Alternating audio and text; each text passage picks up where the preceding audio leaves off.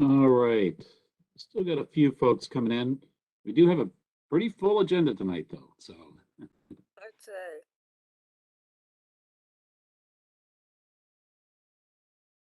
all right. Jose, do you want to go ahead and put the agenda up when you get a chance? Thank you. All right. Let's go ahead. Let's go ahead and get started. I know there's some folks just logging in, but welcome to this meeting, the 44th of the Reston Comprehensive Plan Task Force meeting. And we had hoped to finish up by tonight. We're getting very close. We're not quite there. So we do have next Monday scheduled, February 7th. We still have discussion and maybe at least a direction on earned density. And then as suggested earlier, we also have equity and equity review, as was suggested by at least one, maybe a couple task force members. We do have for next week, and this assumes that we're going to get through most, if not all, the agenda tonight. We do have Carla Bruce, who is the county's chief equity officer, available for the meeting next Monday to help with an equity review. So at this point, we just have one more meeting scheduled. Again, let's see how we do tonight. And perhaps we can get a lot closer. Anyway, to getting to the interim recommendations for the task force. These aren't the final ones. These are the interim ones, as everybody. So anyway, any questions on the meeting next week or anything I said?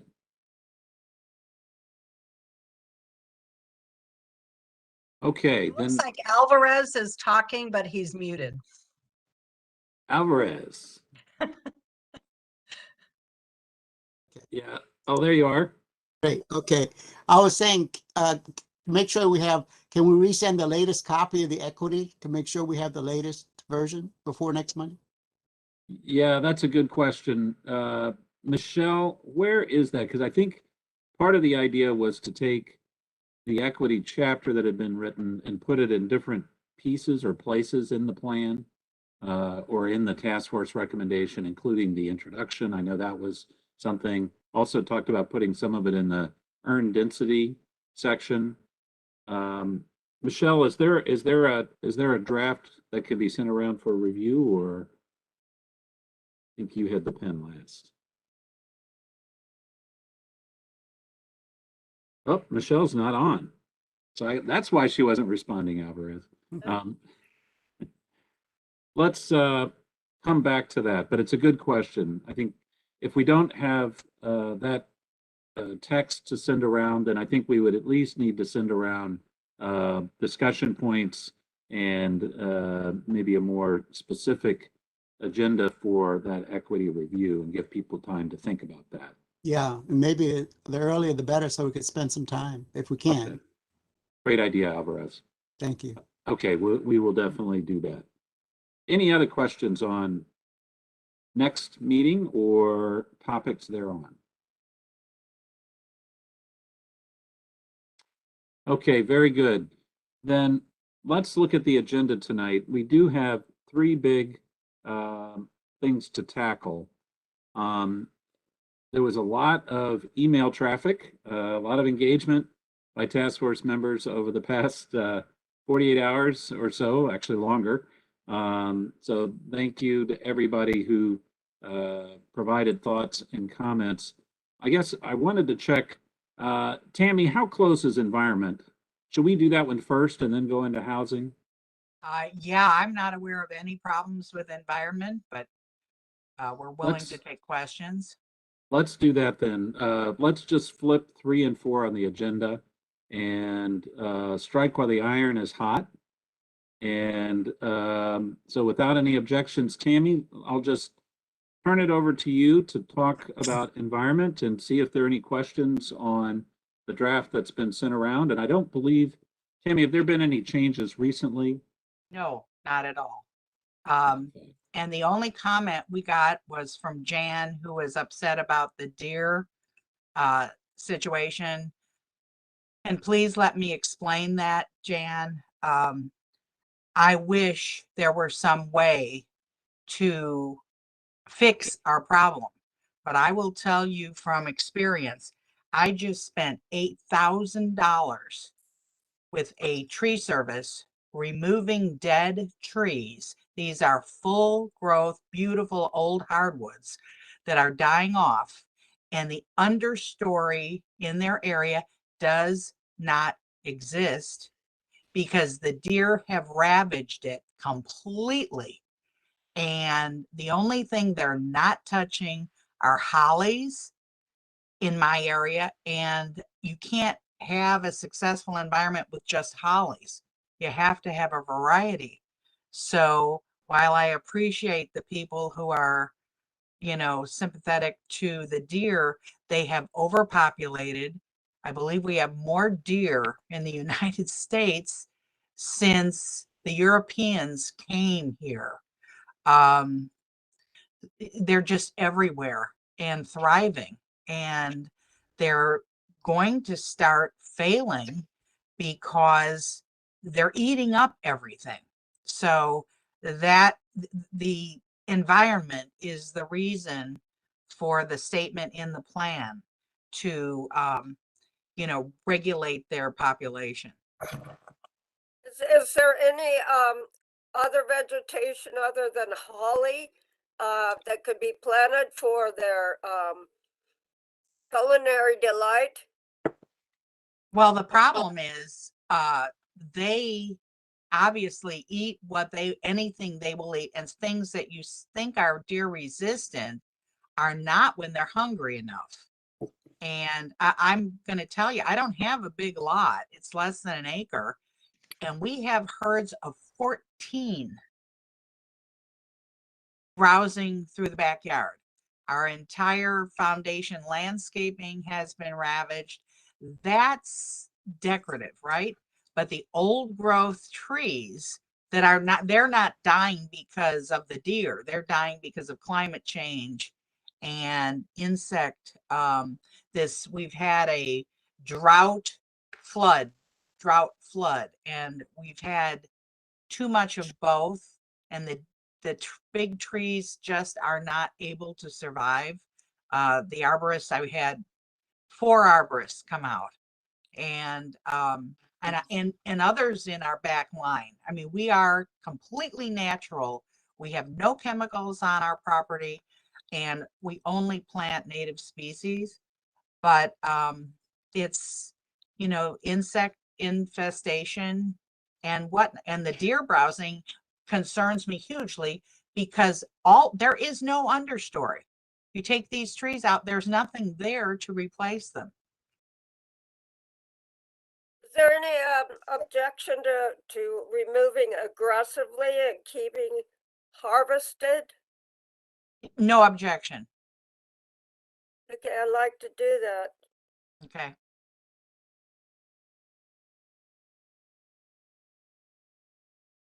Thank I'll you. make a note. Well, we have incredible deer problems here on Hunt Club Road. They come right across from the park and right up the stream, and everything we plant, just about they they they love it. It's the hostas and everything. So we didn't think anything could be done. We just look at them, and Yeah.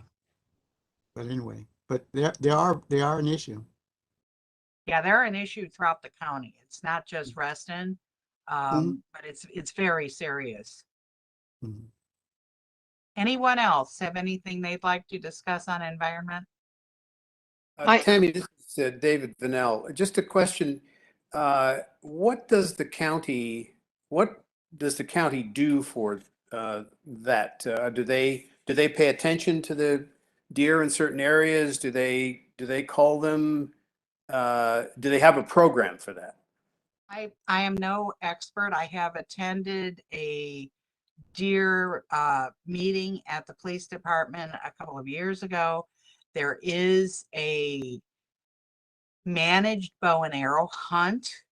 You can, I know that RA has under very strict circumstances allowed. If a lot owner, RA owner requests a deer hunt on their property, they have to get all of the neighbors to sign off on it. Then it's allowed in Reston. But primarily these hunts are staged in Fairfax County parks. It's very strictly done. The hunters are bow and arrow only, no gunfire. That's all I know. The county is aware this is a problem. What is the solution? There is none that I know of, but I am not an expert on it. Yeah, Tammy, I'll Hey, jump Mark in. Malcolm.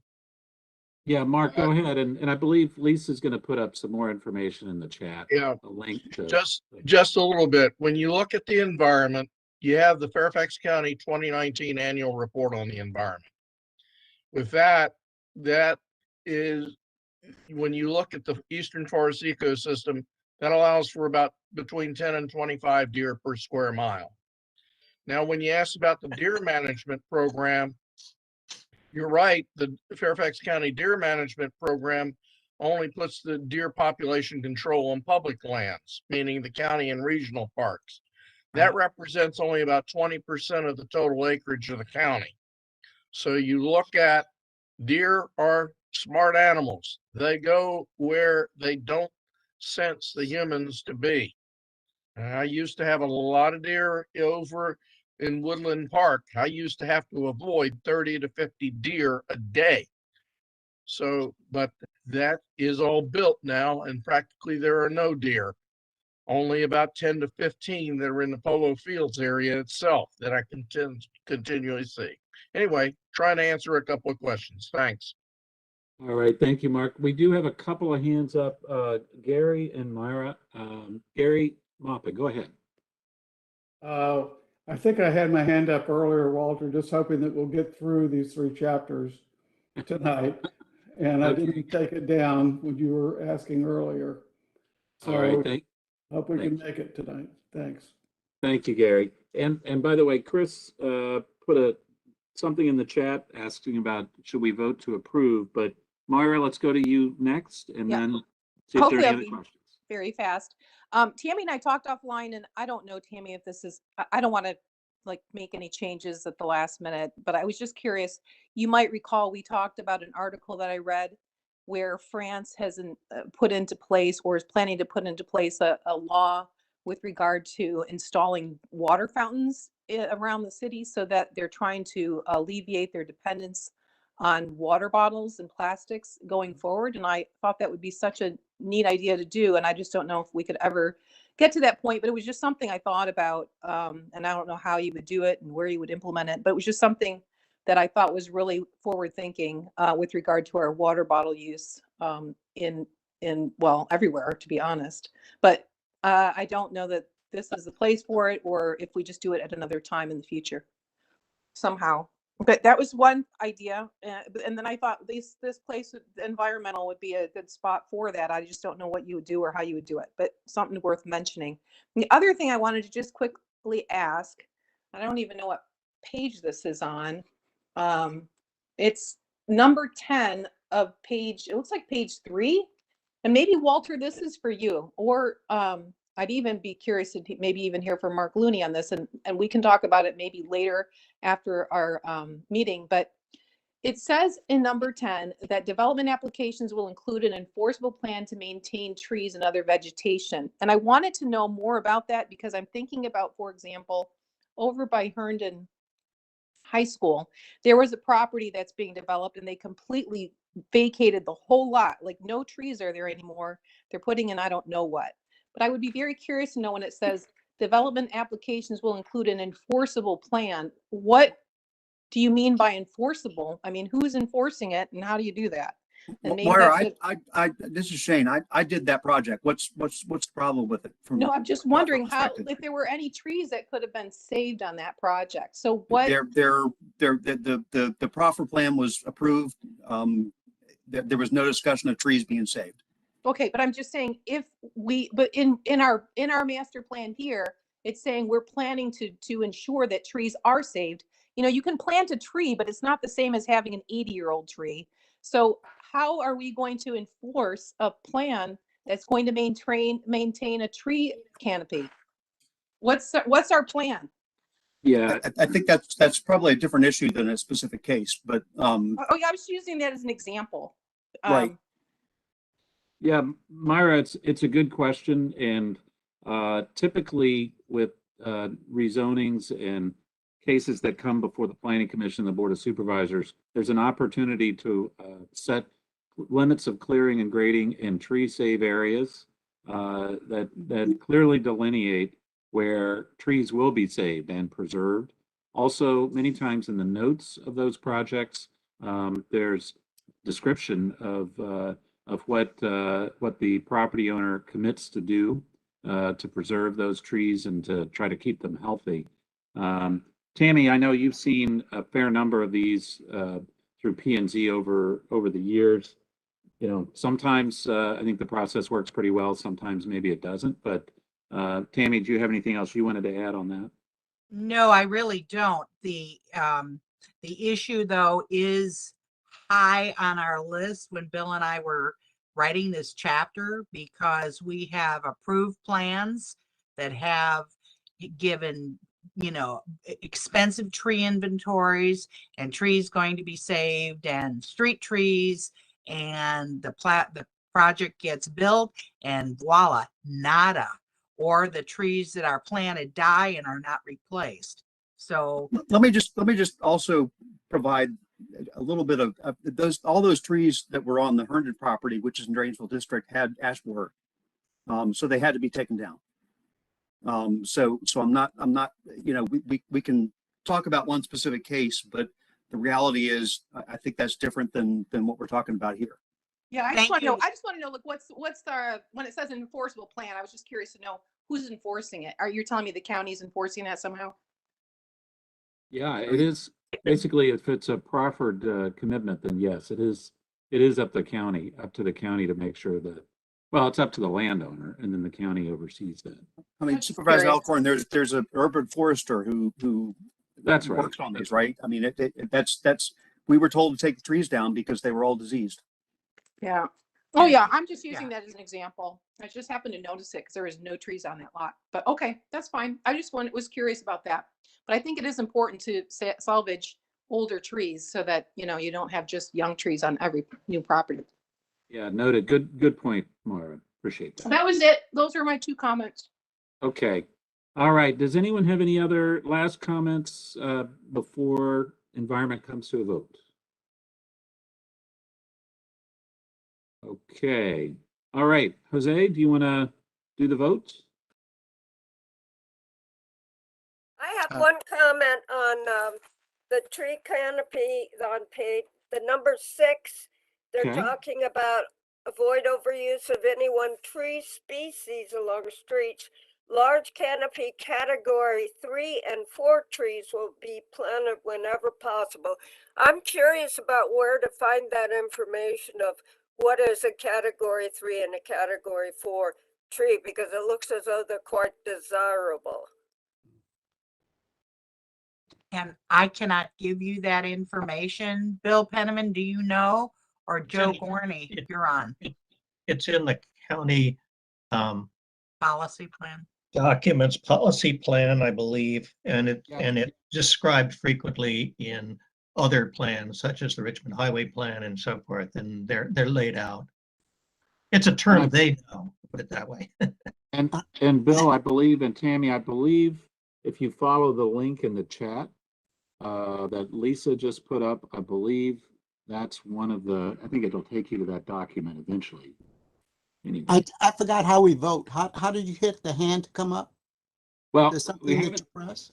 yep, I haven't started voting yet, but How do we Jose, do it? Jose's going to walk through the voting process here in just a minute, Alvarez. Okay, because I think there's something you press for your hand to go up and I can't find it. Okay. Yeah, you click on participants, but before I do that, are there any final questions, comments on environment before we move forward?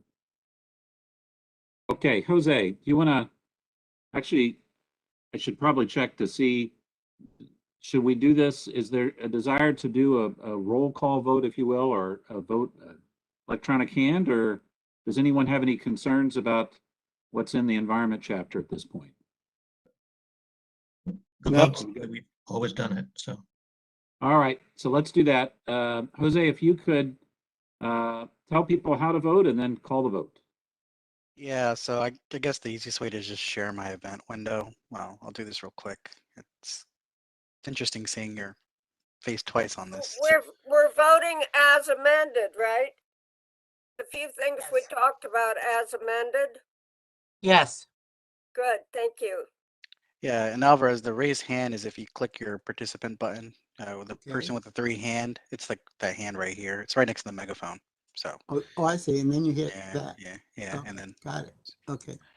so I'll stop Okay. sharing. Make that easier for me. So all those in favor of voting on the environment chapter as amended per Jan and Tammy, say aye and or raise your hand, sorry, and I'll start counting at the count of Aye. 5, So 4. Jose, you're saying everybody in favor? raise Yeah, their in hand. favor, in favor, raise your hand, yeah. And I'll start counting. Voting on it. Yeah, Charles. So I'll start counting in 5, 4, 3, 2, 1. And actually I'll take my hand down because I don't vote.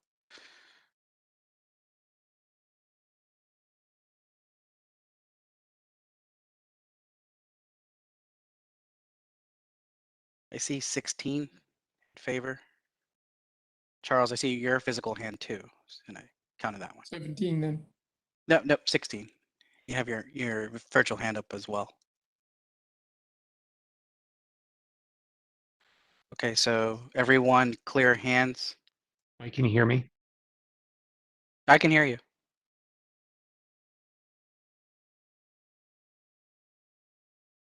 So Tammy put her hand down. Mike Jennings, was that that was a previous hand, right?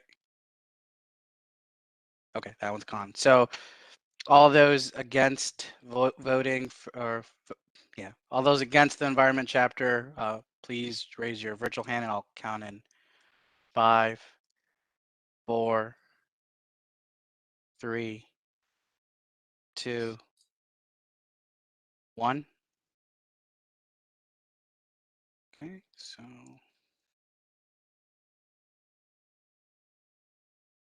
I'm not mistaken, I see 2 hands. All right, clear hands, and then we'll do abstentions. All right, so all those abstaining, I'll count hands in 5. And John, I see your physical hand, so I count you. All those abstaining in 5, 4, 3, 2, 1. So 2 hands. Did I miss anybody? So for abstentions? All right, Supervisor, that's 16 for, 2 against, and 2 abstentions. Okay, thank you, Jose, and Tammy and Bill, thank you for all the work you did on that. Again, this is interim approval, and as with the other sections of the task force recommendations, these will go to staff, and you should be expecting comment, written comment. I note some of the chapters, and I think this is true really across the board. Some of you've gotten feedback from on some areas already, some more than others.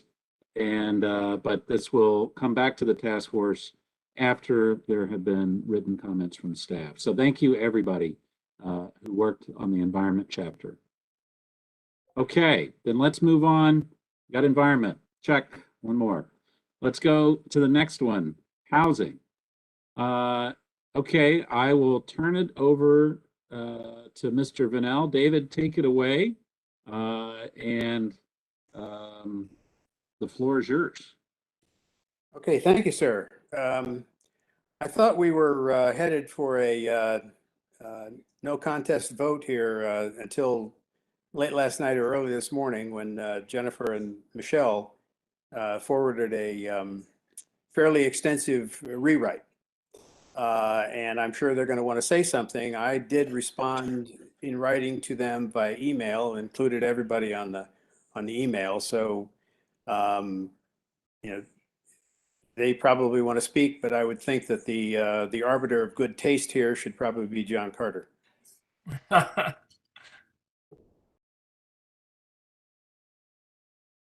Hey, Let's- guys. Yeah, let's do, Well, yeah. Go ahead, yeah, Michelle. so, you know, I think one of the one thing that this is an incredibly important chapter, especially, you know, when we're discussing affordable housing.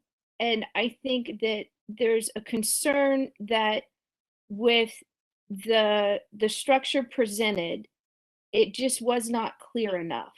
And I think that we should take the time to make sure that we are as direct and as clear.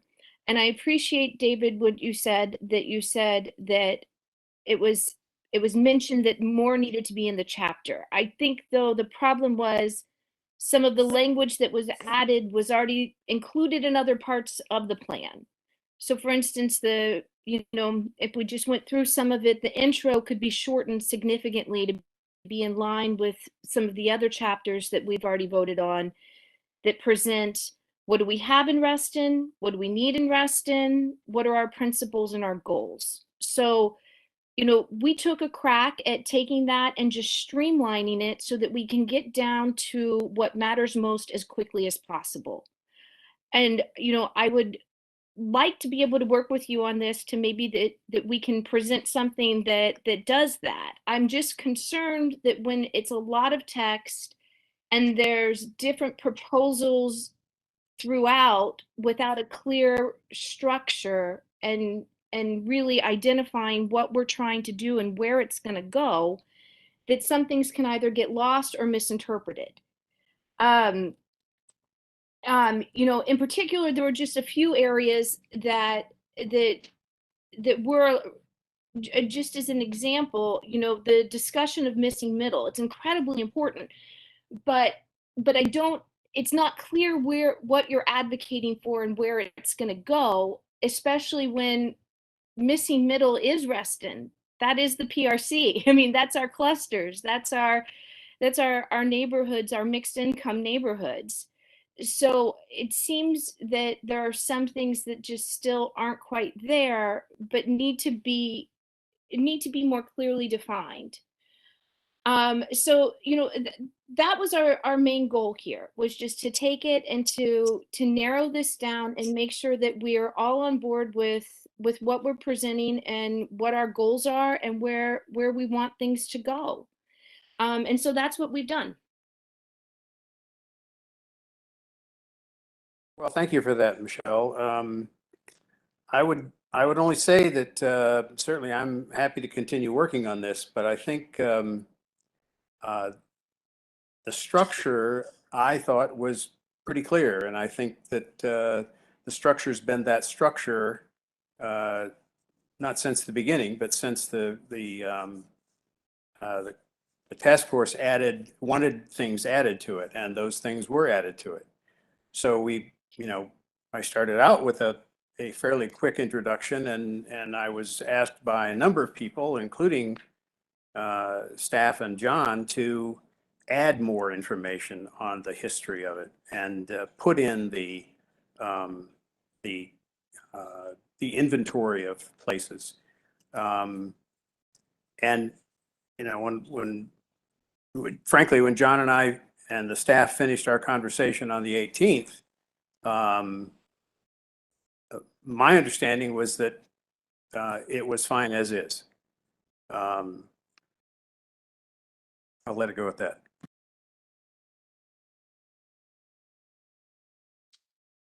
Can I suggest something, Walter? It seems like we're at Yeah, please, John. a grand pause. You know, I did meet with David and the staff. The staff people that worked on this were outstanding, I thought. And I've forgotten her name. Do you remember her name, David? Judith Cabelli. Yeah, very good. And I know David struggled with this. And Graham and Yes, Graham is very good too. Yeah. I think the structure is pretty good. I think it starts out up front, kind of setting the stage and kind of talks a little bit about what's been going on in Reston. Part of it is saying Reston has done quite a good job up till now. The problem is going to come when we increase the population quite so much of how do you keep going?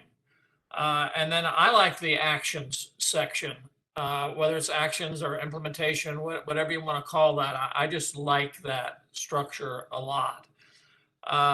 So if everybody has patience, can we get David and Michelle and this together and just fix this by next week? If there's something left out, I'm not sure what that is, but can't we just do that and move on? That would be my hope. Okay, I I mean, interject? everybody's doing a good job on the housing chapter. There's no reluctance to do it. There don't seem to be too many issues about do we ask for too much or too little, those kinds of issues. And we can debate those forever. But I do think it's time to move on. If there's something missing, maybe another meeting with staff on Zoom. We accomplished quite a lot, I thought, David, when we met, and just do that. I agree. So what you're talking about is voting for agreement tonight, which is kind of what we set out last time. And we have agreement, and then David and Michelle will talk between now and next week on some word smoothing. I would think the correct? final vote has to be next Hey, week. I would think. Gary, this was Chris Daniel. That's what I was trying to suggest in the chat, was that we could potentially vote to send this on with the understanding that those revisions could be considered in concert with the staff review. And I mean, just coming from the heritage perspective, I sat down with staff when they reviewed my section and gave them my feedback on their revisions. I'm trying to think of a way to continue to move this process forward, but not, waylay some of the input that I think Michelle provided in her insights there. But so I was hoping we could say, yes, we think this is good content, but maybe we could have a concerted effort with staff and her and all of y'all that have been working on it. But I kind of wanted to get us to some kind of vote, but that's just my perspective. Yeah, Chris, thank you. We've got a few more hands up. Let's go around and see what others are thinking. Bill, and then Tammy as well. Yeah, I think an approach like that, if David's willing to put up with it, is fine. And I do think this chapter had been worked on pretty long time. And for me to read a whole new rewrite, it's just impossible, because I can't compare. David obviously can, but it's hard for the rest of us to say, well, gee, how is this different, other than maybe somebody likes the writing better, but it's the substance. It's really hard for us to tell. And I thought we were pretty much with David's approach. Leave it at that. Okay, so Bill, sounds like you'd be ready to move forward on David's approach tonight. Yes. Yeah. Okay, Tammy, your thoughts? I thought I have empathy for both, and I think Chris Daniels' suggestion is super. I didn't see a huge amount of difference. I thought that Michelle and Jen's version read very smoothly. I very much appreciated moving the tables with the different number of units and the names of the locations to the appendices. I thought that shortens up the chapter and you get to the meat of it. But I also have great empathy for David, who's been working on this forever. So I would suggest we vote for approval and send both iterations to staff and let them take a look at it. I like the bullets that Jen and I liked their organization. I thought it was very logical and very, very clear. And I would let the staff take a look at it and see what they think about it. Okay, thank you, Tammy. Other thoughts on housing? You have any other ideas? Walter, this is Jennifer.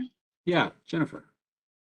I have I guess I have a couple questions before we vote to send it on. There was a lot in this plan that says we're just going to follow the Fairfax plan. And I feel like I've been encouraged throughout the entire task force meetings to make sure that our plan was Reston specific. And so I feel like we're repeating things that are in the Fairfax plan. And that's why you saw a lot of crossouts in this document, because we didn't feel like we needed to repeat something unless it's different and specific to Reston. We felt like you go back to the Fairfax plan and that's what rolls. And so we took those things out. And then I don't know if there's any of the housing team staff on the call tonight. But the other thing was, you know, how we're going to actionably address these things in Reston. And so we were trying to help, because I know that you and Jose are creating a list of follow-on motions. And so things that said like the county will, you know, work with other groups to advocate for X, or they'll advertise, you know, affordable housing more. Like, we actually thought that those, we didn't take them out. We just thought that those were follow-on motions and not really part of the text. Kind of went back to the last plan and saw how short the current plan is. So that's why we moved some of those into follow-on motions to try to assist. And so I think that that would be helpful to understand, because and David, no offense, but you've heard from me before. Like, I did not I read this chapter multiple times and I didn't understand it. It felt like just a bunch of random paragraphs that were not really getting to what is it we are trying to, what are our goals in Reston and what are we trying to accomplish in Reston. And when I broke it down to try to get to that, just for my own sake of organization, it became a document that that you guys saw. I don't think that the inventory really belongs in the chapter. We've made decisions in other chapters that inventory would go as appendix. And in particular, this inventory just is an inventory of committed units. It's an inventory of, you know, on a particular day when I did a search, this is what I found. So I'm not sure how that would help, you know, the staff or the Board of Supervisors or developers move forward with the plan. There were a couple of things, and one of them, Walter, kind of goes back to the fact that we are repeating the cash contributions from developers in the plan, and it was $3 in 2017, and it says it will be indexed by CPI. And so one of the things we had put as a comment in the chapter was, why is it still going to be recommended by, you know, in 2022 is that? I think my understanding is, can we as a task force not recommend something? Is that something that's totally set by the Board of Supervisors, or is that something that is allowed to be different in a area plan? Oh, it can be different, absolutely. As a matter of fact, Tyson's and Reston have been the only places in the county where commercial contributions through zoning, I mean, it was zero everywhere else. So then I would ask, you know, the federal task force members, is that something, are we looking to keep it at $3, or are we looking for whatever the CPI increase between 2017 and today is?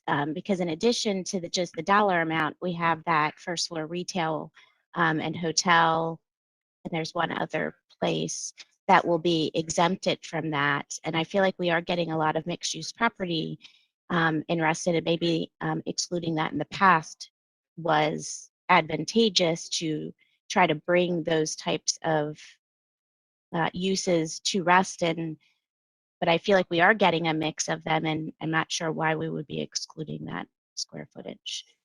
Would love to hear other task force members' comments or thoughts on that.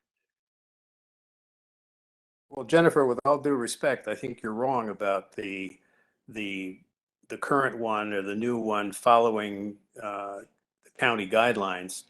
If you look carefully, you will see that the stipulations for affordable housing and the percentages of bonus density and things like that are much more than what is currently allowed.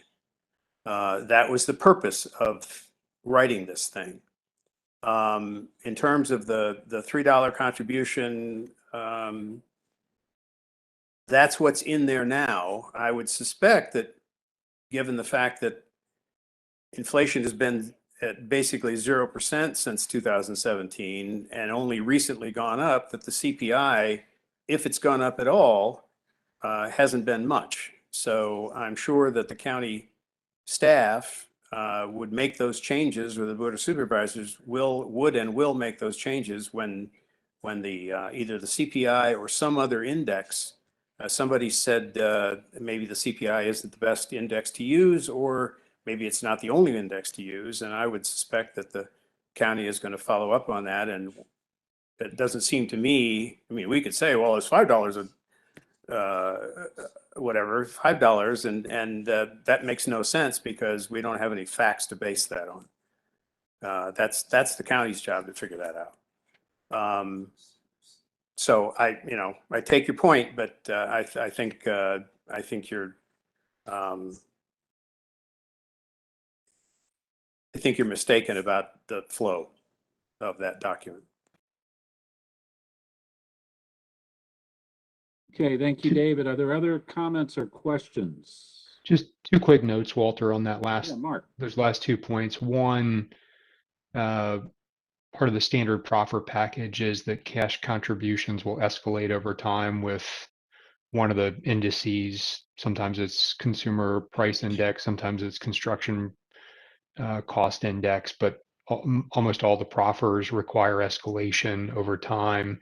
And secondly, to answer Jennifer's question about how the current exemption for ground floor retail came to be, it was deemed to be an incentive to encourage that type of use at the ground floor of buildings because we wanted that to create a sense of place and a sense of community at the ground floor.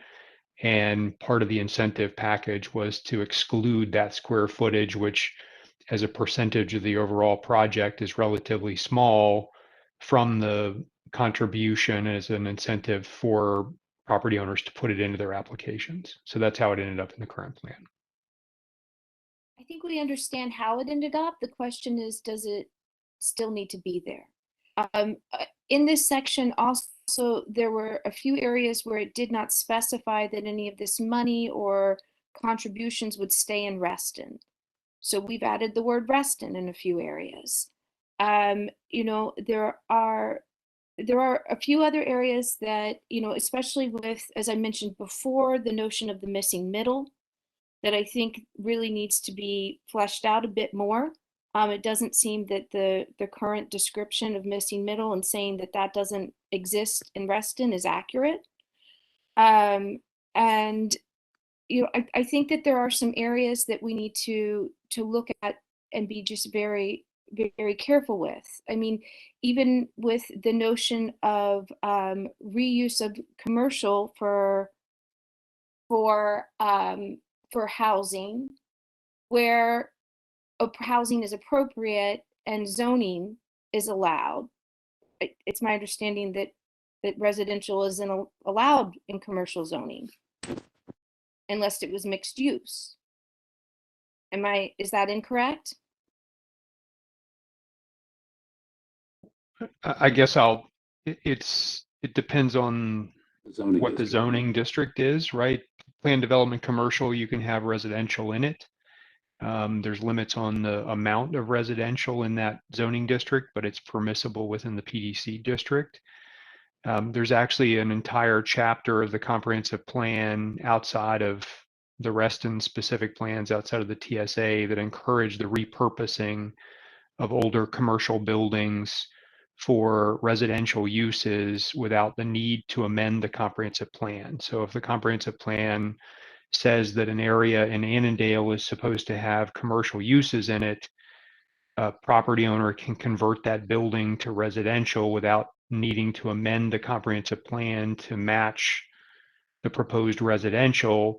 They probably would, depending on the underlying zoning district, need to rezone it, but there wouldn't be a requirement to secure a comprehensive plan amendment, because the idea is that, or the adopted policy of the board is that repurposing of older commercial buildings for other uses versus tearing them down and rebuilding them is an efficient use of existing infrastructure. Did I say that correctly, And Walter? I don't know. We should ask Barbara. It sounded right to me.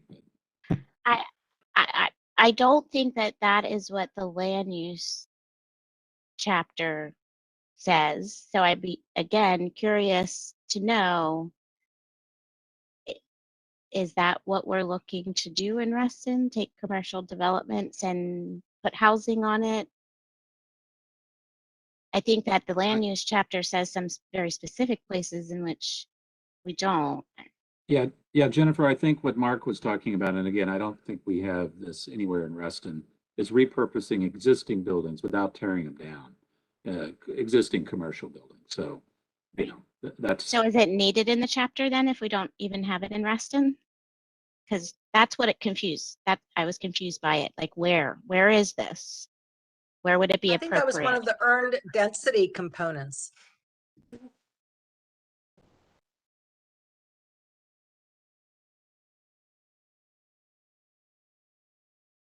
Why not be I guess clear? Why not it be clear what the plan says? Look at the land use plan itself. I mean, it has all those colors on it. So it's pretty clear where commercial goes, where residential goes, and where there's mixed use. Where there's mixed use, which is an awful lot of the property, that's where the repurposing could go, but then it has to follow the recommendations in the plan. The 50-50 or the 75-25 or other questions about the mixed use. Village centers would be another example. So I think it's pretty clear where commercial is supposed to be, where residential is supposed to be, and where the mixed uses are. And wherever it's commercial, you could do that with repurposing. You could do that with new buildings depending on the site. So I think the land use is pretty clear where it would go. So does land use trump affordable housing chapter then? But nothing on the affordable housing says that that would be affordable. Land use already allows for it. It's in here in a different version in this chapter, but nothing would require that it be affordable. Well, except whenever you build, you're right in terms of the commercial. It doesn't, if you're repurposing commercial, it doesn't say that that's affordable necessarily. It doesn't say you can't do that, but and if it's residential, anything over 50, you've got to meet the affordable limits that David has spelled out.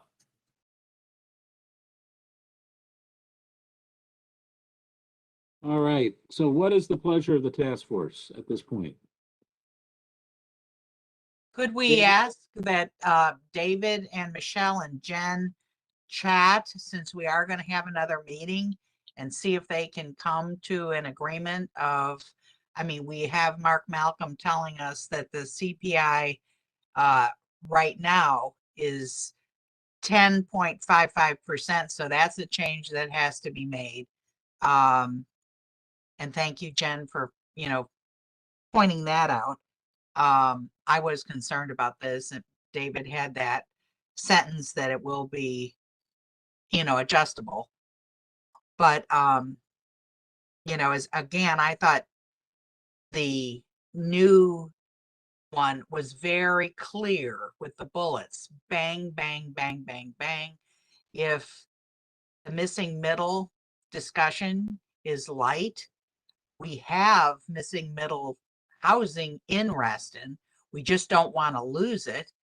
And Jen's last point about, or Michelle's, about new housing developments coming in that may repurpose a building or whatever, the key there is it affordable? We're not getting anything that's affordable except that the Lake Ann Senior, which is a HUD project under the auspices of a foundation, and the required WDU and sometimes ADU programs. So affordable, to me, that's what this chapter is about. And that is the key concern. Thank you. Okay, Tammy, thank you. Walter, this is David. David Donnell. Please. I'm having a lot of trouble with reception. I don't know whether it's low bandwidth. I don't know whether anybody else is having difficulty, but I'm getting about 50% of the conversation. I would suggest that we just forward both of these documents to the staff and let the staff sort it out. Okay, that's sort of what, that's kind of what I believe Chris suggested as well. Does anyone have any additional thoughts on that?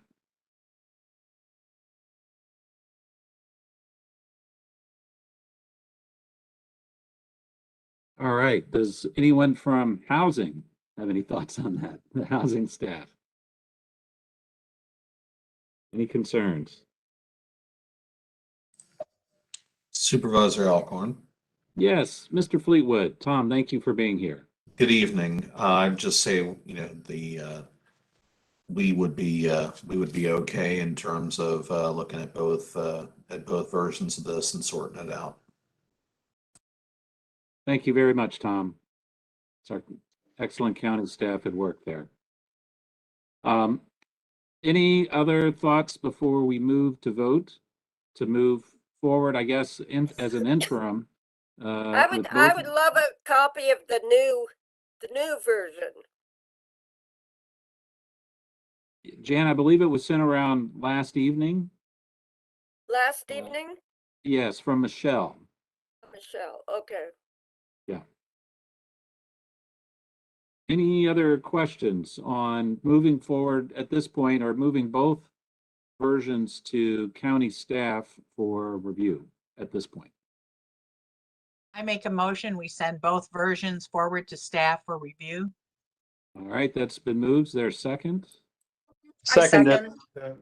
Couple of seconds. There we go. All right, Jose, why don't you take us to a vote? Sure. So let's just, if there's any hands, let's clear those hands first, and then I'll do the motions. Okay. So all those in favor of moving both documents, all those in favor, just put up your virtual hand, and I'll start counting in 5, 4, 3, 2, 1. All right, so let me start counting.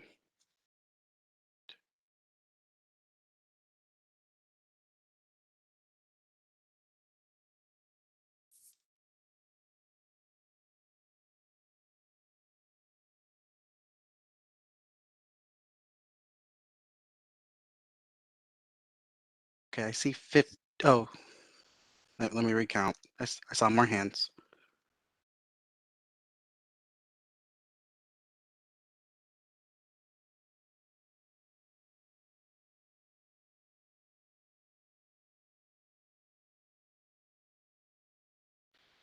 All right, I think I got 20 hands, 4. So everyone clear hands. And then everyone clear hands.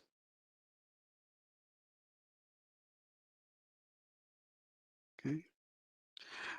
Alvarez and Mark Looney, were those previous hands? Or I think they were. Yes, sorry, I didn't take them down.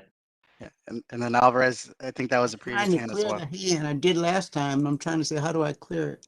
It's okay. It's okay. Yeah, just click the same button, Alvarez. So I thought I did.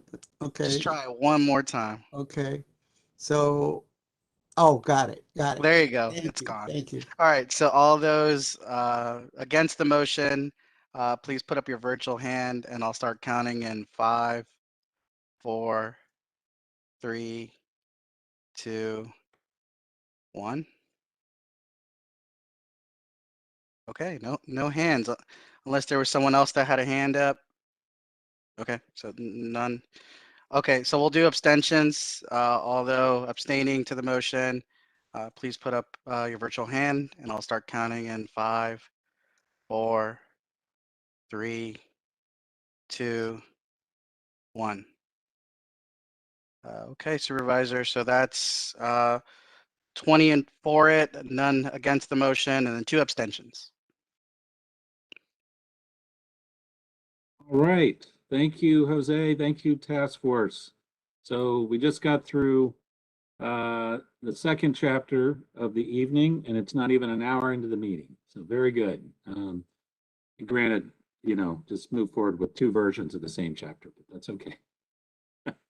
David, thank you so much for pulling that all together, and I want to thank everybody in the task force who contributed to that. And I do look forward to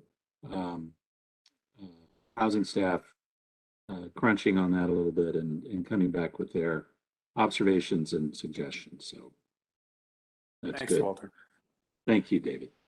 All right, so let's move on. We have one more substantive item on the agenda tonight, and that's back to land use. Lynn, I'm going to turn it over to you. Thank you, Walter. I appreciate it. So I think everyone should have received the updated comments. It was a table, 3 columns where we took Lynn, your the audio is screwy. Maybe turn off your camera. Yeah, Lynn, your comment audio. Okay, is that better? Now talk. I and have see the if we same can hear issue you. in New Yes. Orleans. I have the same issue Yes, in New Orleans. exactly. So Yeah, you're so fine is this now. better? Yes. Okay, Yes. good. Thank you for bringing that to my attention.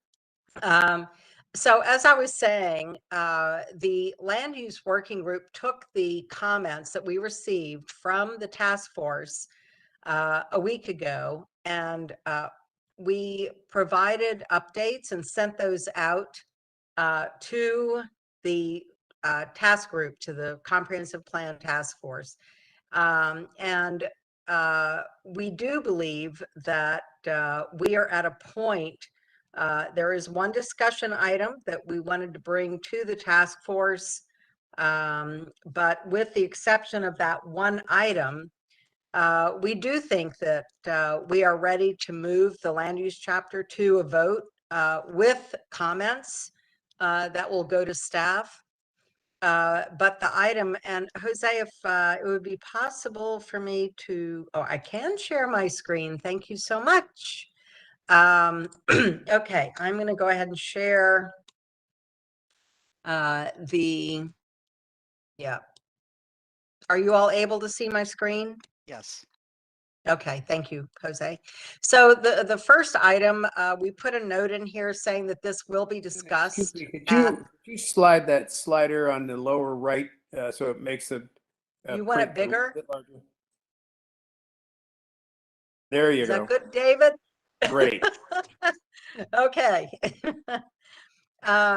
So the estimated balance of jobs to housing ratio, and I think that this kind of figures into the housing discussion that we were just having as well. I had to bite my tongue because I knew we were going to get to this. So I think it was definitely Bill Penniman and other task force members that were inquiring about what could the estimated balance or ratio of jobs to housing be in Reston with the proposed comprehensive plan. And we did have quite a bit of discussion amongst the land use working group regarding the importance of having a balance of jobs to housing. And I'm going to ask Commissioner Carter to kind of lead us through our thinking in terms of the land use working group about how this response came about with the approximately 2.58 jobs per household for all of Reston. John, are you still on? Yes, I am. I don't want to Thank bore you. everybody with this. I can talk quite a bit about this. Stop me at the appropriate part and time. This is one way to calculate it. So what is a balanced mix? In the Washington region, if you add up all of the jobs and all of the housing, the appropriate balance is 1.6 jobs for each household. That is, and of course, the Washington region is balanced by definition. It has to be balanced. So what we want to do is gauge how we're doing in Reston compared to this. Now, remember, when all this started, I think the Board of Supervisors wanted this to be a little bit heavy on the job side. So this is the Dulles Corridor. It is a job center area. The Board of Supervisors and the county executive are also worried about how do we pay for stuff in the county. So they are interested in moving us out of creating a bedroom community and getting a little bit more commercial. So what I did was just add it all up in our area using the tables. Now be careful of doing this because COVID is producing different numbers in terms of how many jobs. It may even be higher now with people working at home. So that's why I was a little resistant putting the precision into the plan. But what I've calculated is about 2.8 using 3 to 4 jobs per office. We don't know how many data centers and retail and industrial, those all have different mixes. But if you use sort of an average, that's what it would be. It's interesting, I think, in the TSAs that they are slightly out of balance. Now, why would that be? Well, because we have this 50-50 in terms of square footage in the area within a quarter mile. But in the half mile, we have 75-25. So you can imagine that those are close to balance or maybe a little bit heavy on the housing side in the TSAs. It is the industrial area. It is the old Reston Town Center, the village centers that bring our jobs up. So I don't know, oftentimes planners would start with a goal of what your balance would be. I don't think we did that in this case, other than to make it a little more commercial, because in this our area of the county, we've got a lot of residences. So you've got Drainsville close by, you've got the upper portion of Vienna, we've got Franklin Farms and others. So we've got a lot of housing here. The idea would be able to overcome that. The closer you get to the balance, the better it is for the transportation system. So if you have too many jobs, now you've got the most expensive infrastructure you can possibly do, transit and roads to build. If you got too many housing units, then you've got the schools, parks, and those other facilities. So I think we're at a good part. I think people would have liked us to be a little bit better, a little bit more on the commercial side, but that's where we are. I would say this notion of adding more housing is a problem because that brings that number down. What we have is a substantial amount of housing. The commercial is good. I think where we are is about right. So maybe luck would have it. So unless you want to hear more about jobs and housing, which I can talk about, that's where we are. I hope that satisfies. Yeah. So John, thank you so much for that explanation. So I just wanted to ask members of the task force if you have any questions for John on this item. Good. So let's move on. Thank you. Yes. Do you want to do the base since it's up there now? Well, I think that, the key here is that, we have had discussions with staff and we're going to continue to have those discussions, but this is something that, is currently in the plan. The recommendation is that we remove it from the plan. in terms of a base density. But this is something that we would say, much like what we're doing with housing and environment, is that this is a comment that is going to move with land use to the staff for continued consideration. So I agreed in part with David Gill and Mark Looney on this, that you may have some existing buildings and you want to have people be allowed to do a little bit to them. The question is the base. And I think the base as proposed in the plan may have worked well when it was started, particularly for those areas within a quarter mile, the 50-50. But outside of that, in the 75-25, the base is actually higher than the redevelopment option in the areas where it's 75-25. Most of those are 1.5 FAR. So 25% of 1.5 FAR is almost 0.4. Higher mathematics here. So that's Yeah. what's allowed. Now under the base, it's 0.5. So it's actually more development. So I don't think that was the intent at the time. Again, it probably worked when you were at 50-50. It doesn't work today. And by the way, I don't know of anybody that's actually used so the notion is right. I think the implementation is not. So John, just to jump in there, I'll give you my reason for suggesting this, which was take, and David Gill may have worked on this, but the core site data center project that's at the Reston Town Center Metro Station on the south side, they came in with a special exception application to add a second data center to the site. They were permitted within the context of their existing zoning approvals to do so. Their plan recommendation was either, I want to say it was I'll call it a 0.5, maybe it was a 0.7, but either way, there was a baseline recommendation that was consistent with their existing zoning, and then a mixed use recommendation that if they turned in the keys to their existing zoning and rezoned the property, they could take advantage of it. My thought with this is that there are certain applications like that, special exceptions for colleges and universities, as an example, that don't require rezoning of the property, but nevertheless, you need a legislative action to be able to implement a special exception use. And in the absence of anything other than a full redevelopment recommendation, there's a question as to whether that special exception conforms to the comprehensive plan. I'm happy to send this to the staff and let them figure out whether there's a different way or a better way of skinning the cat on this. But that was my thought process originally, is that there are uses that don't require rezoning of the property and therefore don't implicate the mix of uses, and that we needed some guidance on what to do with those uses that don't necessitate a rezoning. I don't disagree with that, Mark. I just think the base is too high. It doesn't work in the areas that we have left.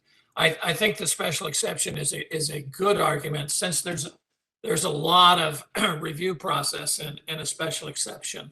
So allowing some of those, not that plan would probably not want to preclude those anyway. It's a special exception. It is special. So anyway, I don't know what you think about that, but I think it's clear the base is too high to me. And we just need, it's the right notion, the wrong implementation is my perspective. And we did say that we will retain the base density in the Lake and Village Center. Yeah, it has to but stay there. eliminate it in the TOD areas. But Yeah. this is something that will go with the land use chapter to staff, and let's continue this discussion with them. This is Bill. Could I just make two comments on it? Sure, Bill. One is that I have the concern that this will be misused to result in proffer-free changes and very small development, with the result that, in a sense, it's a gimme putt not to really develop per the intentions of the TOD, which is why I support taking it out of the TOD. People can go in and ask for special exceptions, I guess, then probably we can't write that out as a possibility, but I don't think we should have gimme putts to stay below the density goals. Thank you. Right. Thank you, And Bill. this is the gimme putts to stay above the density goals, which seems not good. Yep. Okay. Any other discussion on the option for base density? Okay, thank you. On earned density, I know that, and you all have to forgive me. I was traveling from New Orleans back here to Reston today. So my emails may have been a little cryptic and terse, and that was not the intent. But in terms of earned density, I just wanted to point out that the comments that were received from Bill Penniman and David Bennell and Mike Jennings and Mark Looney, we appreciate it, and just wanted to point out that earned density is not included in the land use chapter, and it will require a separate work group. But thank you all for your comments, and by putting those in writing, hopefully whoever is going to be leading this effort will inherit those, and will be able to make good use of your inputs. In terms of the locations, and this is how we really approached the review of the land use chapter last week. We looked at the area-wide TSAs. We actually started from the back of the plan and moved forward. So we've kind of inverted that. So we're going back from the beginning of the chapter. So we have covered the area-wide TSAs, the mix of uses on properties in TOD areas, and we agreed to very much of what we had discussed. So and Mike Jennings, I will be getting to you. Just give me a minute. Here's the structured parking. I know that you had made a comment during the edit of the chapter itself, and the land use working group just felt that there was certain language in the plan that we were working with that really wasn't pertinent to the discussion items. So when we went through and just said that this suggestion was rejected, was because the land use working group thought that what we had compiled for the language in that section was sufficient to cover that content. We didn't need anything additional. So that was my error in not explaining why certain items were rejected. So I apologize for being, it probably came across as being a little abrupt, and I apologize for that. No, okay, that's helpful. I appreciate that. Okay. Moving into the geographies, I don't think that we had a whole lot of issue with the most of what you're seeing here is that we are agreeing to make changes. We are going to work with staff in terms of consult to resolve some items that are still unresolved. But you all have had plenty of time to review the comments and the land use response in this table. And I think given where we are, I would like to ask that the task force move to accept the land use chapter with comments, and we'd like to package this up and put a nice bow on it and send it to staff. You want to show the map, Lynn? Yeah, there you go. This map? Yeah. Yep. So that's been changed to match the comments. Right. Yeah, this was one of the items of discussion last week. So that this has been updated. Thank you, John, for pointing that out. So to be clear, this recommendation also includes the golf course changes, right? Correct. We had agreed last week that the land use working group agreed that the golf course language that currently exists in the neighborhood section of the comprehensive plan will remain. Okay, but the It is document not doesn't gonna be say that. changed. Or at least I can't see that because the document, but the document I saw on Friday doesn't say that. Well, the language I in think it the land does. use. And I mean, I see retain So we said existing here, text, retain existing text. but it's so, I mean, all it should say is retain existing text, in my opinion. I mean, I thought that's what we agreed to last week. That's fine.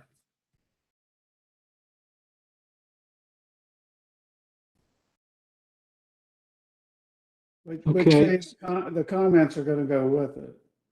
Yes. Well, Yeah, I see on this one, I don't think the comment should go because we agreed last week. Leave it as it is. And then this was thrown in, and I don't think that's fair when we agree on something to then propose something new. I agree. I don't think it does that. Yeah, I will share that I did go into the tax system, and the North Course has a designation of private, and the South Course has a designation of commercial. So, if we are going to be accurate, and I don't know if there were changes that were made during the course of the past 5 years, but I'm a big fan of being accurate and updating text as it pertains to match county records. Why So wouldn't we just leave it alone? I mean, the reality is they're both privately owned. Any sort of easements or yeah, whatever we're that are through the course are. we're I'm sorry. leaving it alone. We're leaving it Okay, alone. so all right, so because again, I think we, to Mike's point, we backtracked from where we were last week, and that's my concern. I guess Well, I don't see us. Let me try this. I don't know if this will help. I don't know what leave it alone means. To me, it means leave it alone as proposed. Now, if you look at the open space chapter, it is written the same way as the land use chapter. What it says in addition is it lists all the private open spaces with it. So I think that's the best way to do it. And I think probably just gonna have to vote on this. I would leave it the way it's written. The land use chapter is all about what is the use. It is open space. The open space chapter says open space when it mentions the golf courses, but it has a separate section, a whole paragraph on these private and quasi-public uses like trails, stream valley parks, golf courses, and all that. It has quite an extensive structure with that. So I recognize this is kind of a mid proposal, but I would just leave it the way it's written now in both the land use and the open space chapters. John, when you say the way it's written in the existing plan, or the way in this table right here? The way it's written in the proposed plan. And that's where my concern is, because again, if you've got open space, if you've got easements, if you got that's all a matter of record, right? I mean, I'm not sure why we're going around and changing this when The reality is, if there's a trail easement through either one of the properties, that's already recorded. That's already, nothing that we do in this plan can change that. Can I ask what your fear is Yeah, what's of the having problem? Yeah. the I mean, open space? I and don't have a fear. I want to try one more time. What's wrong with the golf courses being public? I thought Charles Colby had, if you've read that, I thought what Charles Colby wrote was very cogent. Plus, he lives on the golf course, so I thought we had to listen to him a little bit more. Right, but I agree with that, except there are 63,000 people in Reston according to the 2020 census. I don't believe 32,000 are taking advantage of that. So we constantly hear about all these wonderful benefits. It makes it bigger than it really is. And that's my point. Why are we making this particular piece of property bigger than it is, other than the YMCA and all its benefits? It just doesn't seem right. Well, you haven't Well, received it's all of open to the. everybody and everybody can use it if they want to. I mean, That's right. if 63,000 people don't want to walk through the Dennis, that's you fine. keep saying that, but I can't go throw a frisbee with my dog on there. I can walk a few hundred yards of paths. You know, this notion that this is this super wonderful thing, I just think it's overblown, and I think leaving it as it is in the existing plan is a fair middle ground.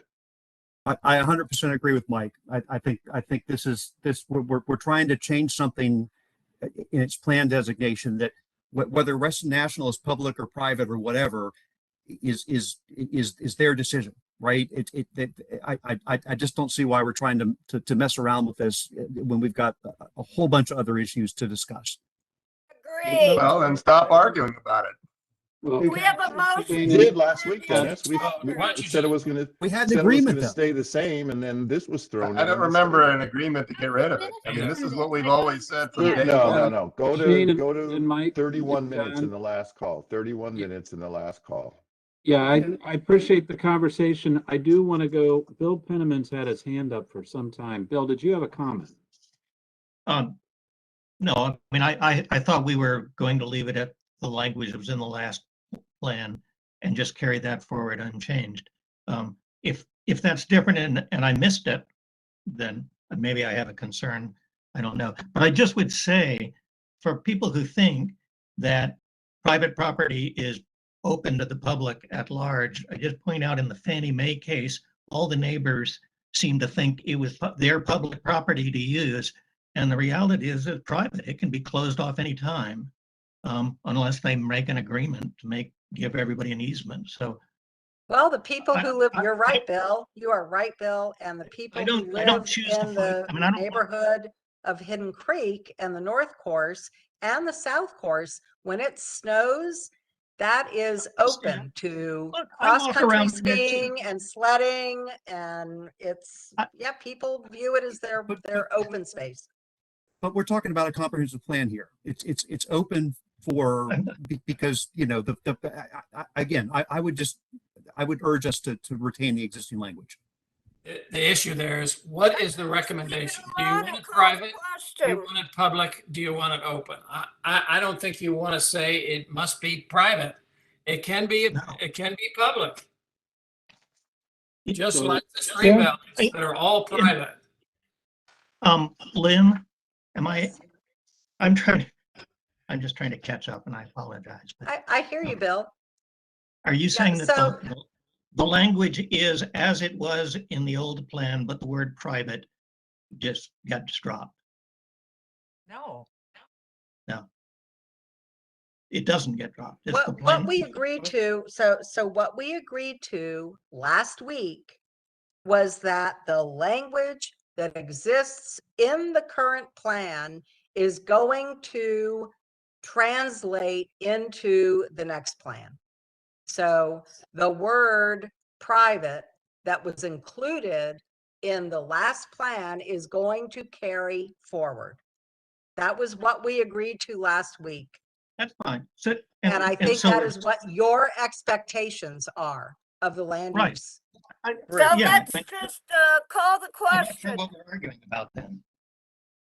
I don't know why we're having this discussion. I don't either. Wasting time. So So can we just clarify? So what Lynn just said, basically private recreation will still be a term in the comp plan. Is that correct, Lynn? Yes. And So that's I can the way it pull is up the now, and that current will not plan change. if folks need to Lynn, see the language. Lynn, I think they're going to believe you. So let's just move forward. Okay. We even need to vote. Let's just Let's- move forward. Okay. Yes. Any final comments on that? Okay, keep going, John. I think that's So- it. Yes. So the land use, first I'd like to say that the land use working group has done a phenomenal job of what I think is probably one of the most monstrous chapters in terms of volume to deal with. And it's taught me a ton about land use. But I do think that, you know, we have done our very best to incorporate all of the comments and the edits. As I mentioned in the last meeting, we had 2,156 edits to the land use chapter. So I want to thank the land use working group, and I want to thank the task force.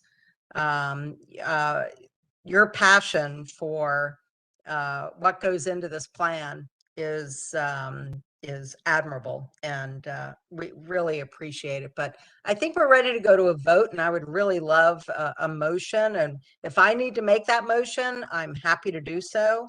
Lynn, go ahead and do that, and then we'll see if we'll either go to a vote, or we'll also see if there are any specific amendments that anybody wants to put on the table. So Lynn, go right ahead. Okay, so I would like to, yes. Go ahead, Lynn. I'll second. Okay, you're supposed to second after the motion's made. All right, Lynn, go ahead. So I would like to move that the comprehensive plan task force move the land use chapter with comments to staff as an approved document. Okay, that's been moved. Gary, are you seconding?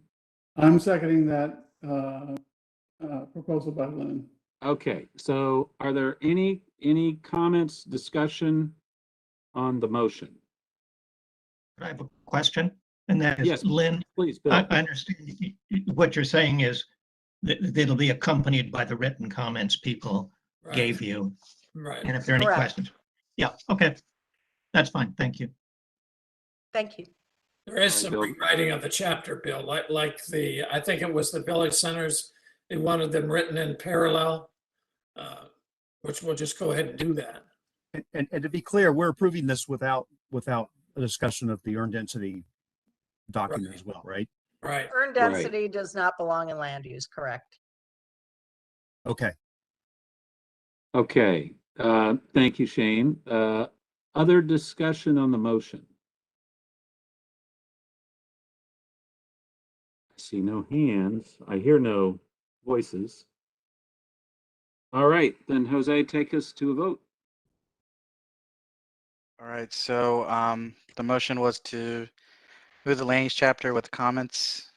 So all those in favor of that motion that was seconded by Gary, put up your virtual hand, and I'll start counting at the count of 5, 4, 3, 2, 1.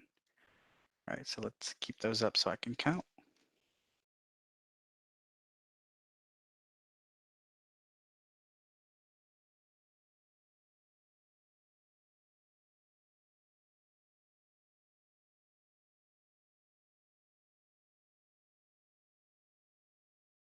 Let me count one more time. I think I saw 11. I saw 12. Oh, there was an extra hand.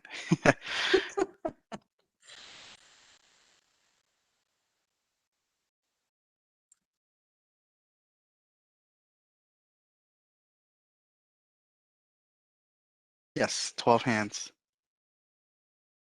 Okay. So 12 in favor. Everyone clear hands. I'll start counting those not in favor of the motion. So, okay, so I'll start counting in 5. I think Jennifer's got her hand up. I saw it went down, Gary, but thank you for calling that out. I won't count hers if I see it. Okay, so I'll start counting those not in favor in 5, 4, 3, 2, 1. Okay, so keep those up. I'll count real quickly. I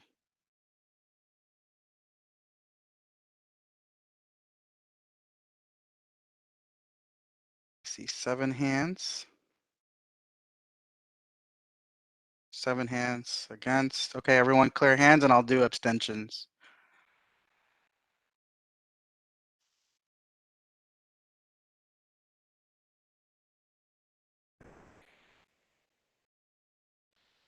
Okay, all those abstaining, I'll start counting in 5, 4, 3, 2, 1.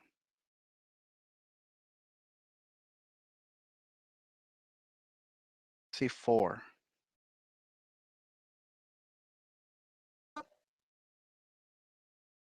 Okay, Supervisor, that's wait. I Did thought I hear? I thought Mr. Looney was against. So is his hand Mark, being was counted yours? twice for you? Yeah, I clicked it Oh, off and apparently clicked it again, so I apologize. oh, so that's 3 then. So Yep. it was. And Mr. Penniman as well? Bill, were you I did, against? I I thought did, he was against. no, I did not vote against. Oh, okay. I chose Thank to you. abstain. I mean, Okay. your approach is not unreasonable, put it that way. I just have Okay. disagreements. Okay, So, thank you. so it should be 3. So it was Bill Penniman, John Mooney, and who was the other abstention? Charles Colby. Okay. Okay. All right, Supervisor, that's 12 for, 7 against, and 3 abstentions. Okay, all right, What, very good. John? I don't think that is very good. Sorry to disagree with you, but we didn't get any John, comments. anytime that it's over, it's good. Okay. Yeah. But please, go right ahead. We did have a split vote on that. What the gist of the opposition was. I mean, it's all right. I just thought we could get closer. That's all. But I mean, the vote can stand. That's fine. We've got a long ways to go yet with the outreach, I guess. And I don't know what's going to crop up. Yeah, and let me just build on that, John. No, you're right. There obviously are some other ideas on this. The land use chapter is probably the most important chapter in any comprehensive plan. So this is one. A lot of it is in the weeds. A lot of it incorporates ideas that have been discussed in other chapters, but it's also one that, frankly, I think is going to need a lot of continued discussion. And I look forward also to having staff review and provide feedback on this chapter and to have the task force chew on what staff comes back with. So, John, thank you. Thank you, Lynn, for all the work that you all did, everybody that contributed to this. I know it did get a little bit contentious from time to time. This is not easy, and I know there's some strongly held opinions one way or the other on many of these issues. It also is something that I think it's a little bit different this time because of the earned density. I know there's a lot of good discussion on earned density that was sent around via email. That is coming back next week for discussion, as well as the equity review. Now, before we move on to just do a quick preview, and I can't believe it's 8:34 and we're almost done. But did anybody have anything they wanted to say on land use before we finish that off? John, did you have anything else you wanted to say on that? I don't. I thought we followed the existing plan quite a lot. Is the zest to undo the existing plan? Is that where we're going? I just know that's going to go up through the the network here. Eventually it's going to be at the planning commission, and I'm kind of trying to gauge what I'm going to be faced with, basically. So if there is concerns, if there's something we could address, not that I want to undo the vote, I just bringing those out, I think would be good as we go along through the process. But I just don't know what the concerns are. I don't have a sense of that. So anybody who wants to communicate those back, don't have to do it now, but I'm sure it will come out, and that's what planning is all about, resolving all those. John, Okay. Yes. John, would you be willing to take a couple of calls from other people so we could kind of move along? Not that I can do anything about it, but eventually it's going to go to the planning commission and the board of supervisors and the community, which I actually, we may hear things, but I thought we pretty much followed the existing plan. And I guess I'm not sure where we are, but I mean, if we got to vote. I agree with John. I agree with John. And I did notice that Charles Colby had his hand up, Walter. Oh, Charles, yes. Yeah. No, I abstain. I'm largely good with the way the plan is. My concern is this whole private public thing. I personally prefer the original wording of, where we took out the word private. But my main concern is this goes off to other stakeholders outside of our group and to the public and everything.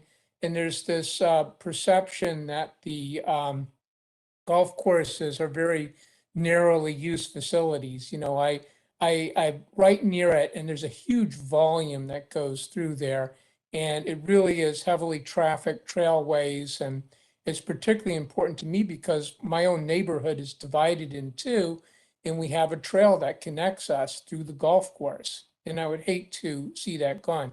If suddenly the whole thing just became some change, if you live like in some of these new developments, for example, in the TSA, you'd have to walk almost a mile to get to the Reston trails.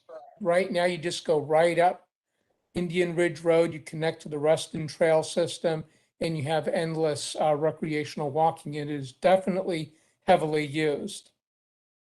That's all I want to say. But I'm good with how it is. And I know the private was in the thing last time, and I'm not going to make a fuss over it being in this time either. So you could almost turn me into a yay. All May right. I make a comment Charles. here Did you environmentally? get that? Tammy, go right. Tammy, go ahead.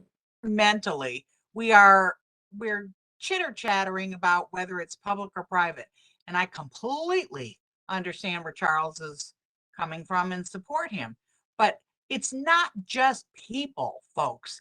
It's climate change, and you can't take away all of this open space. I know darn well what the people who are bristling about, well, we have to have it private.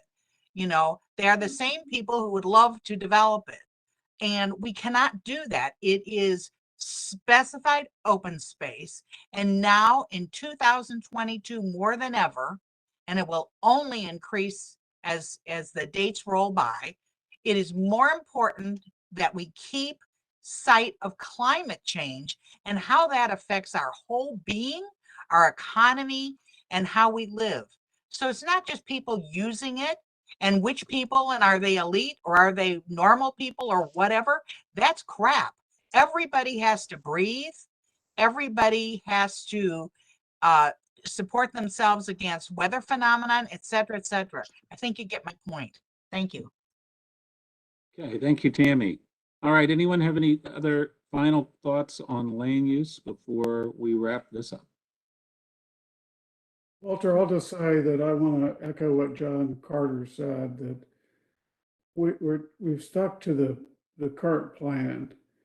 And I think that gets misperceived a lot in here in our discussions. And I just think that point needs to be emphasized. And that's it. Sorry.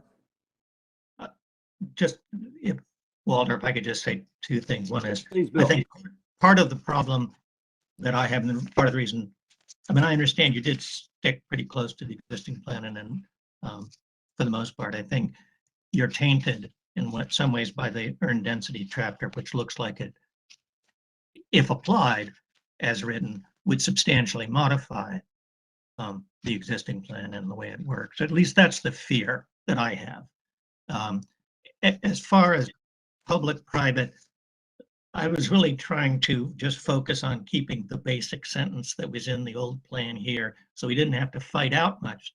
I didn't know the word private would lead to such disagreements. If it said privately owned, would that make people happy? I mean, or just not, I don't really care if the word private is in there as long as it just says it's open space. And I totally agree with what Tammy said about the importance of keeping it as open space. Right. I think the comment about earned density, that has legs. I get that. But, okay. I'm just not sure about the other. Are we too dense? Are we not dense enough? I'm just not sure where people wanted to go, but I'll leave it alone. I mean, the vote's going to go forward and whatever happens will happen. John, I'll give you my perspective Good. if you're interested. I mean, for me, I think it's hard to isolate this piece of it relative to the rest of the plan and not knowing sort of where the other aspects of the plan are going to shake out, because the land use piece of it is what pays for all of the other elements of the plan, whether it is enhanced stormwater management, enhanced affordable housing, enhanced public open spaces, enhanced whatever it is that we're aspiring to be and do elsewhere in the plan, all have a price tag, and the price tag for providing those things is ultimately paid through the density in the land use chapter. And I just wasn't personally at a point where I felt confident that I knew where the other elements of the plan were going to land to be able to say that these are the targets that we want to set for these various areas. And so in isolation of all the other things, I just didn't feel comfortable saying this is the final product on what the densities ought to look like, because I don't know the price of admission on the other elements. I think that's a fair comment. I think that's a good comment. And so I think the challenge you and the supervisor are going to face is striking that right balance when this is presented to you in the public forums in the late summer and fall. And that's why they pay you the big bucks, unfortunately. So that'll be the conversation. And look, I applaud the effort that Lynn and Gary and you and others went into this. I mean, the formatting of the land use chapter, I don't know who did it, but it's pretty remarkable in terms of the formatting changes that you have done and the graphics that went into it. And shame on us if I didn't comment on that previously, because it makes what the rest of us did, I'll say, pale in comparison to that formatting. And I really appreciate what you did. So for me, it was just a balancing conversation. And this is Shane, just I associate myself with Mark's comments. It was a Herculean effort. I think my opposition to it is just based on the notion that there's too many unknowns right now. And that's my biggest concern. Well, that I get those comments. I think those are fair. Yeah, that is helpful. And next week, we are going to have two items on the agenda, earned density and also the equity review. So I would encourage the task force to think of a direction on earned density. Again, I've seen some good discussion. I think at this point, it would be helpful for the task force to perhaps give maybe a set of principles on earned density or overall direction, and then see what staff comes back with, and also from some preliminary outreach to the community. I don't think that getting it completely done can happen in 1 week's or even 2 discussion. I think it is going to be something that needs a little bit more thoughtful consideration. I do appreciate what everybody's put out there so far. Lynn, I think what you put out was a great start to get the conversation going. And I think that now has given the opportunity for people to start throwing darts on it. But I would encourage anybody else that has ideas on how earned density might work and some examples to either send it around to the task force or share it with John Carter or my office, and we'll try to package something up for productive discussion next week. And then finally, we do have, again, the equity review. Michelle, I think you're still on. Michelle, yep, Michelle, there you are. Before you got on, there was a brief discussion about doing the equity review next week. And we will have Carla Bruce, who's the county's chief equity officer, on the call and can help walk through. There was a request for information leading up to that discussion. And Michelle, I think the old equity chapter, I know some of that was going to be put in the introduction. There may be some other pieces that go in earned density and some other parts of the task force recommendation. Michelle is there. Perhaps that's something. Should we touch base with you, either me or Jose, and try to get something to the task force in the next couple of days, perhaps? Yeah, I think that would be great. I mean, I do think we have the equity document that is already out there. So, but Should we just perhaps we start can from that, touch. you think, perhaps, Michelle? Yeah, but maybe we can, I'll reach out to you to see if we can set up a time and figure out if we use that or if we need to make some edits to send around. Okay. All right. Anybody else that has an interest in that? Yes, go ahead. Just a request. I have Please. no recollection of what the last version was.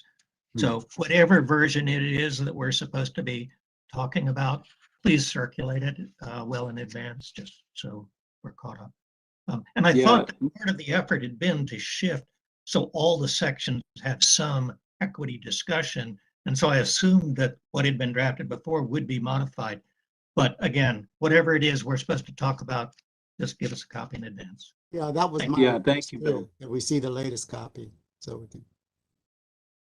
Okay, and Michelle, we can let's touch base on that in the next day or so, and see if that needs to be updated at all. I would also, if possible, I would really, to keep us on schedule, if we could try to get through this next week, that would be great. I'm also thinking there may be equity issues identified during the discussion next week that will need to perhaps go to staff for review and then come back to the task force, perhaps as part of the overall plan review that's going to come up in a few months. There may be some things that can change on the fly in terms of any task force recommendations, but there may be some other things that require additional analysis and perhaps some additional discussion. So just to give everybody a heads up on that. Just anticipating.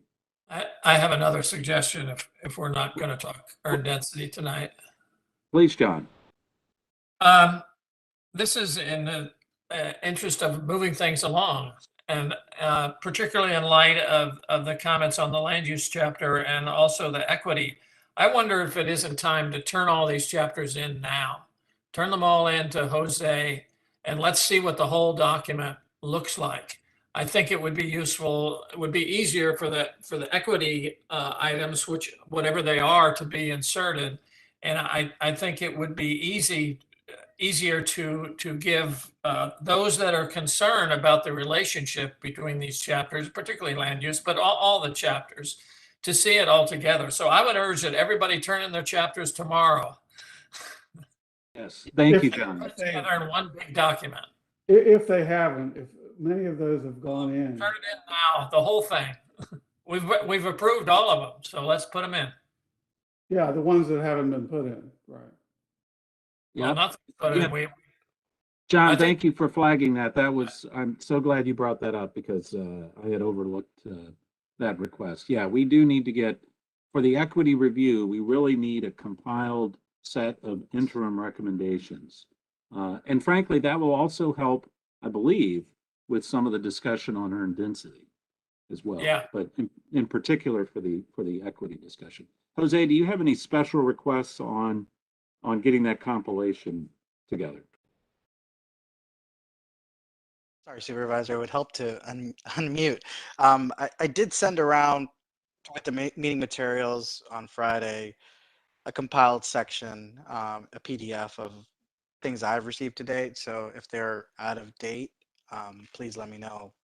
But yeah, so I guess maybe just to share I probably haven't updated this as well, but let me just share my screen real quickly.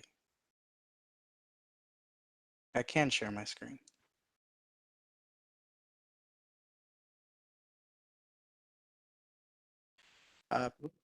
Lynn probably has the answer for that.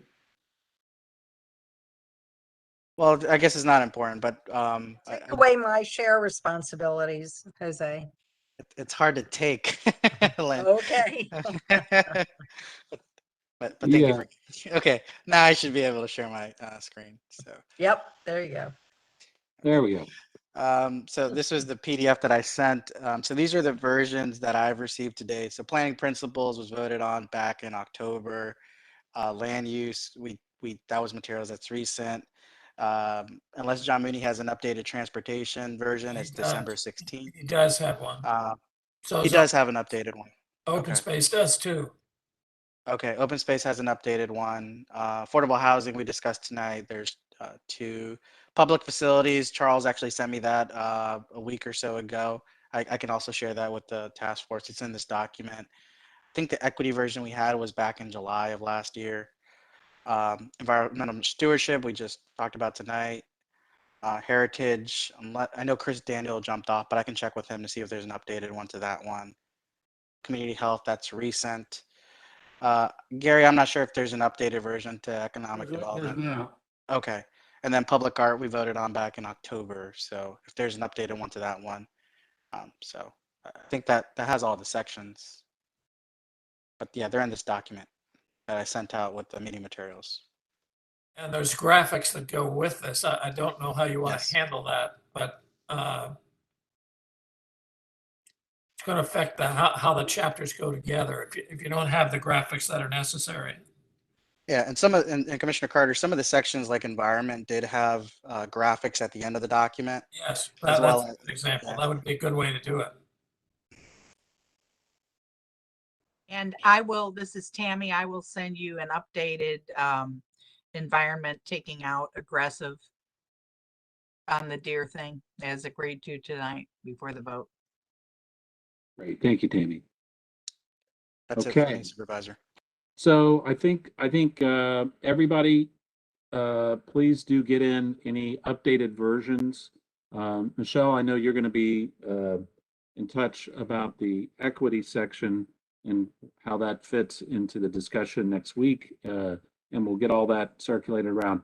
We're getting really close, folks. This is really close to interim recommendations, and this is a big step. So any final thoughts, questions, comments before we break for the evening? I just want to thank everybody who's compiled all these sections, that wonderful land use group that worked so hard, and all of the other groups that have just plugged away.